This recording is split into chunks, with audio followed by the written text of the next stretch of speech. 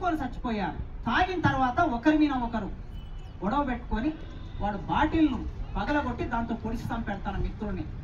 ఇట్లా చెప్పి ఒక కొడుకు తాగిన మత్తులో తల్లిని చంపేశాడు. ఇట్లాంటి సంఘటనలు జరుగుతున్నాయి సార్, మీరు మీటింగ్లో చెప్పండి అన్నారు.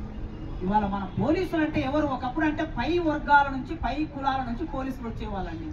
ఇప్పుడు పాపం ఎస్ఐలు, సిఐలు, డిఎస్పీలు, కానిస్టేబుళ్ళు అందరూ కింది కులాల నుంచి, కింది వర్గాల నుంచి, పేద వర్గాల నుంచి వస్తున్న వాళ్ళే, మన అన్నలే వాళ్ళు, మన తమ్ములే వాళ్ళు.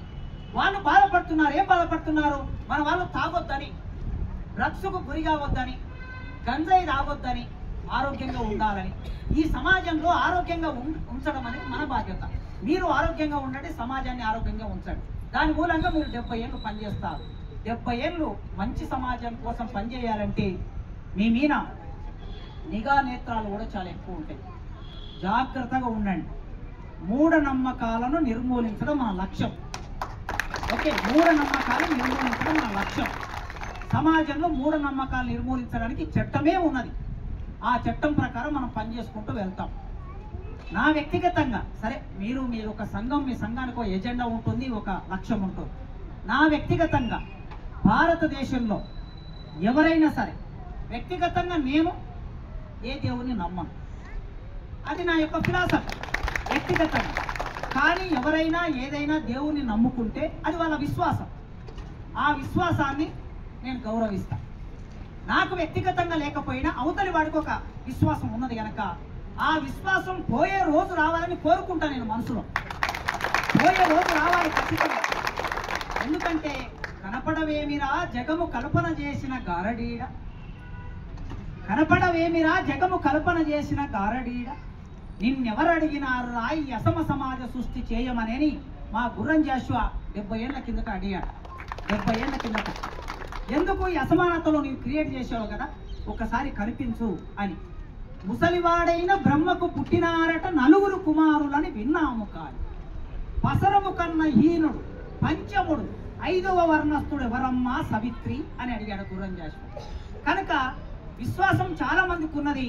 ఆ విశ్వాసం పోయే రోజు రావాలి. దానికోసం ప్రయత్నం చేయాలి. మీరు జాగ్రత్తగా పనిచేయాలని, రాజ్యాంగబద్ధంగా పనిచేయాలని, మీరు ఎక్కువ కాలం సమాజాన్ని బాగు చేయాలని కోరుకుంటూ, మీ మీద నాకు అచంచలమైన నమ్మకం ఉన్నది.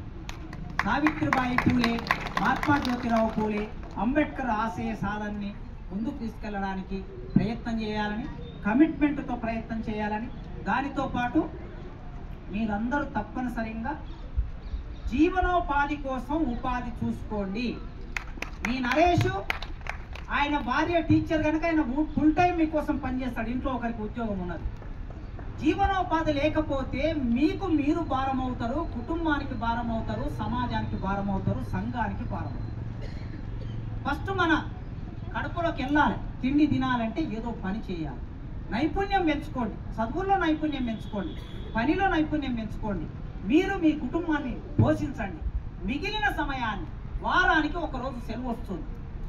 ఈ భారతదేశాన్ని మార్చడానికి మీరు వారానికి ఒక్కరోజు ఇచ్చినా సరే 20 ఏళ్లలో భారతదేశాన్ని మార్చేయవచ్చండి. వారానికి ఆదివారం సెలవు వస్తుంది. ఆ సెలవు రోజు ఒక్కరోజు ఇవ్వండి. నెలకి 4 రోజులు ఇస్తే, ఈ దేశంలో ఉన్న యువత నెలకు 4 రోజుల సమయాన్ని ఇస్తే దేశాన్ని మార్చేయవచ్చు. కనుక మీరు క్రమశిక్షణయుతమైన జీవితం జీవించాలని కోరుకుంటూ, ఈ సందర్భంలో ఆయన నేతాజీ సుభాష్ చంద్రబోస్ ఒక మాట అన్నాడు, మీరు నాకింత రక్తం ఇవ్వండి, నేను మీకు ఇంత స్వాతంత్రం ఇస్తా అన్నాడు. నేనేమి రక్తం ఇవ్వని అడగటం లేదు, మీరు ఇంత సమయం ఇవ్వండి, ఈ సమాజాన్ని మార్చే ప్రయత్నంలో మీతో పాటు నేను ఉంటానని కోరుకుంటూ, నాకు ఈ అవకాశం ఇచ్చినందుకు మీకు పేరున కృతజ్ఞతలు తెలియజేసుకుంటూ, మా యూనివర్సిటీ పోలీసు మిత్రులు బందోబస్తు కోసం ఇక్కడికి వచ్చారు. సిఐ గారు కూడా స్వయంగా సిఐ గారు వచ్చారు. సిఐ గారికి, ఎస్ఐ గారికి, కానిస్టేబుళ్ళకి, ఇతర మిత్రులందరికీ పేరున నేను కృతజ్ఞతలు తెలియజేసుకుంటూ, మీ సభ సావిత్రిబాయి పూలే జయంత్యుత్సవాల సభ సంపూర్ణంగా సక్సెస్ కావాలని కోరుకుంటూ ముగిస్తున్నా. నాకు గజ్వేల్లో ఇంకొక సభ ఉన్నది, అందుకోసం నేను ఆ సభకు వెళ్ళాలి. నేను ఇక్కడ రోజు 9 గంటలకు వచ్చి 7 గంటల వరకు నా ఉద్యోగం చేస్తూ, ఆదివారాలు మిమ్మల్ని అడిగాను కదా, ఆదివారాలు మరి నేను కూడా ఆదివారాల సమాజానికి ఇవ్వాలి కదా. అందుకోసం నేను గట్లేలో సభకు వెళ్తా, వెళ్ళి మళ్ళీ అక్కడ తొందరగా అయిపోతే ఖచ్చితంగా మళ్ళీ మీ దగ్గరికి